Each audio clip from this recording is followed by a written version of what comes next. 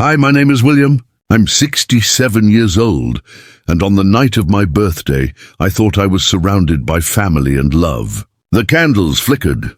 My son stood nearby, and guests clapped as the cake was placed before me. But just as I leaned forward to cut it, my daughter-in-law's hand shoved the cake into my face. Laughter and gasps filled the room. On what should have been my happiest day, she humiliated me in front of everyone, and had no idea what storm she had unleashed.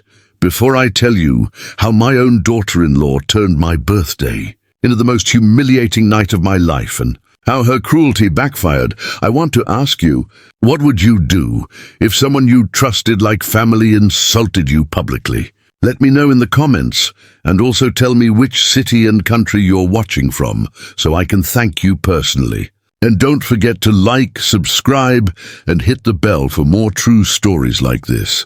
I never imagined my life would come to this. I was once a man people respected, a small-town boy who built his own business from nothing, a husband who shared 40 years of marriage with the love of his life, Margaret. When she passed away 2 years ago, I thought my heart had already endured the deepest pain. My son Daniel convinced me to move in with him and his wife, Rachel. He said it would help me heal, that family would ease the loneliness. At first I wanted to believe him. Their house was large, modern, full of light. Rachel seemed polite enough, smiling at neighbors, hosting dinners, always dressed as though she lived on the cover of a magazine. But behind those smiles was something sharp, something cold. She never said it outright, but I could feel it. She didn't want me there. I ignored it.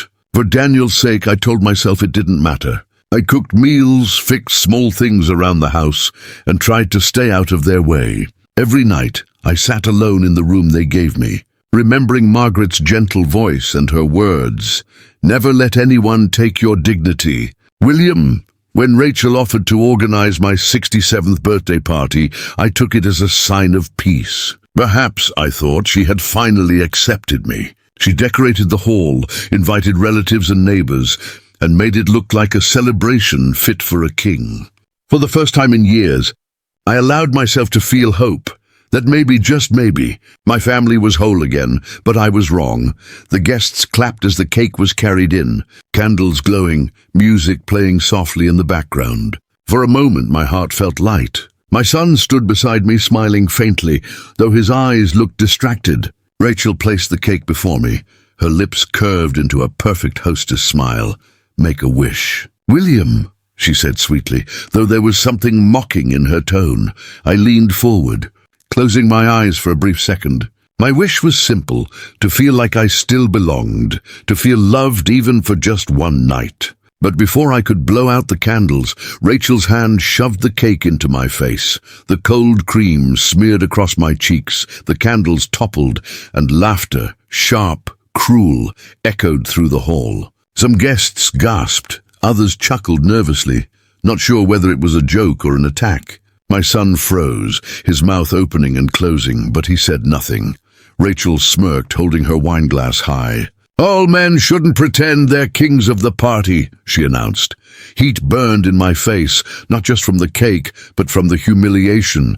My eyes stung, not from cream, but from tears I refused to shed in front of them. That night should have been about family and respect. Instead, I stood like a fool, humiliated in front of everyone. After the party, the guests slipped away one by one, leaving only whispers behind. Some looked at me with pity, others with embarrassment, but no one dared confront Rachel. She laughed as she cleared glasses, acting as if nothing had happened. I went to my room quietly, cake crumbs still clinging to my shirt. In the mirror, I wiped my face, the lines of age and grief clearer than ever. My hands trembled as I remembered Margaret's voice. William, dignity is the last thing you must protect. Tears blurred my reflection. Losing Margaret had been unbearable, but at least then I still had Daniel.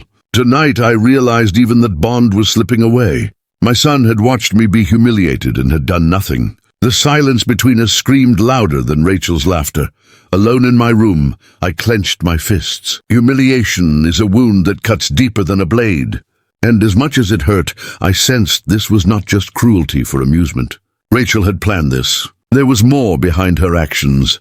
In the days after my birthday, I began to notice things I had ignored before. Rachel's phone calls late at night, spoken in hushed tones. Shopping bags arriving at the house, expensive brands my son's salary couldn't cover.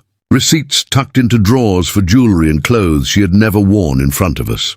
One evening, as I passed their room, I overheard Rachel's sharp voice. "Your father's money is the only thing keeping us afloat. Once he's out of the picture, everything will finally be ours."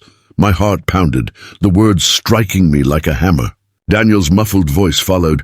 "Rachel, please." "He's my father," she snapped back. "And what has he done for you lately?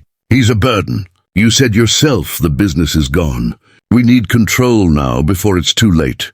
I stepped back into the shadows, my knees trembling. The humiliation at the party wasn't just a cruel prank, it was the start of a larger plan. Rachel wanted me gone, erased from their lives, stripped of dignity and of the fortune I had built. That night, I sat awake for hours. Betrayal cuts deepest when it comes from your own blood. But I knew this, I wasn't powerless. Rachel thought she had broken me with cake and laughter, but she didn't realize, at 67, I had weathered storms far greater. And this time, I would not stay silent.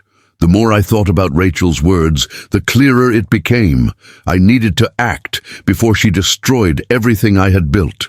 I called my old lawyer and friend, Mr. Carter, who had helped me through countless business contracts over the years. His calm voice steadied me. "William," he said, "you can't fight rage with rage. You need strategy."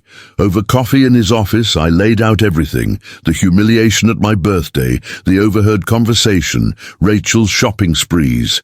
Mr. Carter leaned back, steepling his fingers.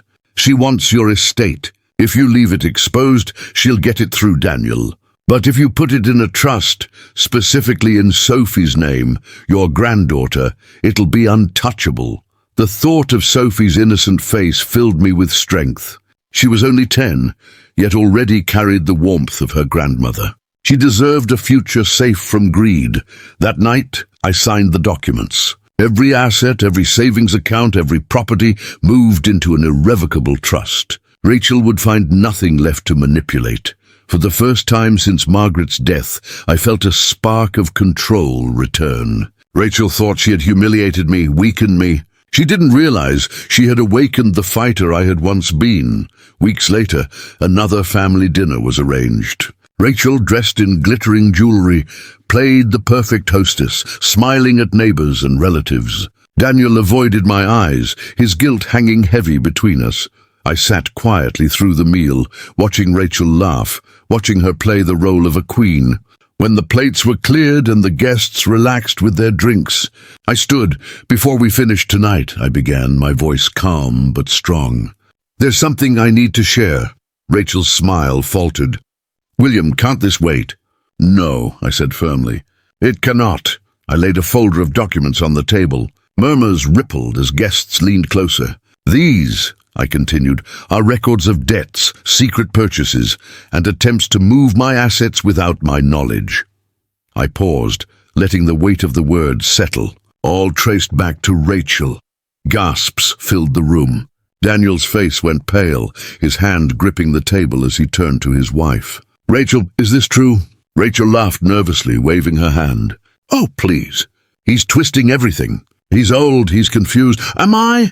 I cut in sharply. I pulled out the final document. "Here is the trust. Every cent, every property secured for Sophie. Rachel, you thought humiliating me with a cake made you powerful. But tonight everyone will see who you really are." Rachel's face drained of color. The whispers grew louder, relatives exchanging horrified looks. Her mask of charm shattered in front of the very people she wanted to impress. The room erupted. Some guests demanded answers, others shook their heads in disgust. Rachel's charm had vanished. All that remained was her fury. "You can't do this!" She snapped at me. You deserve nothing," I interrupted. My voice was quiet, but it carried. "Respect is earned, not stolen. You tried to break me, Rachel. Instead, you expose yourself." Daniel buried his face in his hands, shame radiating from him. When he finally looked up, his voice cracked. "Dad, I'm sorry. I should have stopped her. I should have defended you. I nodded slowly. "You are my son. I forgive you, but trust. That is something you'll need to earn back." Rachel stormed out, slamming the door behind her. The whispers of neighbors and relatives followed her into the night, the empire of her image crumbling in an instant. As I sat back down, a close friend patted my shoulder. "You didn't just protect yourself," he said softly. "You protected your legacy. For the first time since my birthday, I felt a weight lift. I hadn't just defended myself. I had defended Margaret's memory, Sophie's future, and my own dignity." Months passed, and life slowly found its rhythm again. Rachel was gone from Daniel's life, her plans destroyed by her own greed. Daniel and I began rebuilding our bond, though it wasn't easy. Trust takes time. Still, I saw him try, sharing meals with me, asking about my health, even joining me on walks with Sophie. Sophie became my anchor. Every time she ran into my arms, laughing with the innocence only a child can carry, I remembered why I had fought so hard. She was the reason I didn't let Rachel win. She was the reason I secured the trust, ensuring her future would never be tainted by selfishness. Sometimes at night, I sat in the garden Margaret and I had once tended. I imagined her voice in the wind, her smile in the stars above. "You did well, William," I could almost hear her say. "You protected what matters most." The humiliation at my birthday had nearly broken me, but it also gave me clarity. Life isn't about avoiding pain, it's about standing tall when pain strikes, about defending your dignity no matter the cost. Because dignity, once lost, is almost impossible to regain. And now I want to ask you, if someone humiliated you in front of the people you loved most, would you stay silent or would you stand up for yourself? Tell me in the comments, and also share which city and country you're watching from. I'd love to know. And don't forget to like this video, subscribe, and hit the bell for more true stories like this, because sometimes the most painful betrayals can turn into the most powerful victories.